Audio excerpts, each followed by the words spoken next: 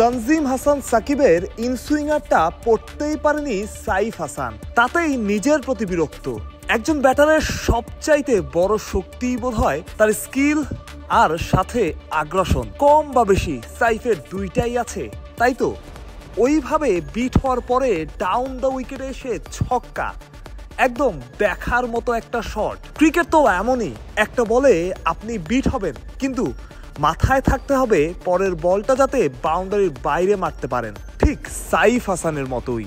তবে শুধু একটা ছক্কা না, পুরো অনুশীলন সেশনে যেমন বিট হয়েছেন, শিখেছেন, তেমনি বল মাঠের বাইরে পাঠিয়েছেন।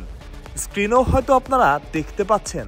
সাইফ হাসান বিট হতে পারেন, সাইফ হাসান দারুণ একটা ইয়র্কারে পরাস্ত হতে পারেন, এই ছবিটার মতোই।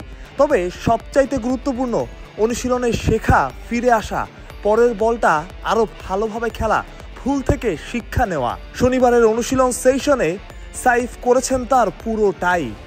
কখনো বিট হয়েছেন দারুণ একটা ডেলিভারিতে, পরে দারুণ একটা শটে সবকিছু ফিরিয়ে দিয়েছেন।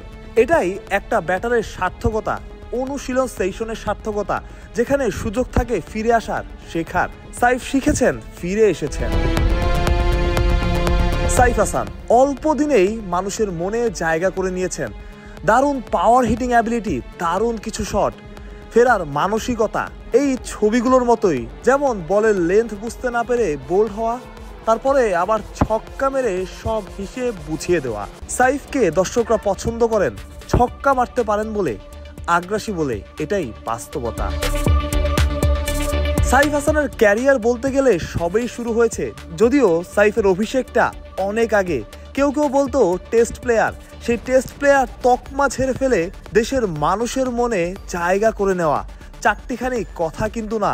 ওয়েস্ট ইন্ডিজের বিপক্ষে টি-20 সিরিজটা সাইফের আরও বড় সুযোগ, সাগরিকার ব্যাটিং উইকেটে নিজের ব্যাটিং ঝলক দেখানোর। সাইফ কি পারবেন দর্শকদের মনে জায়গাটা ধরে রাখতে হলে? সাইফকে তো পারতেই হবে। বাহরুজ প্রত্যয়, বিডি ক্রিক টাইম।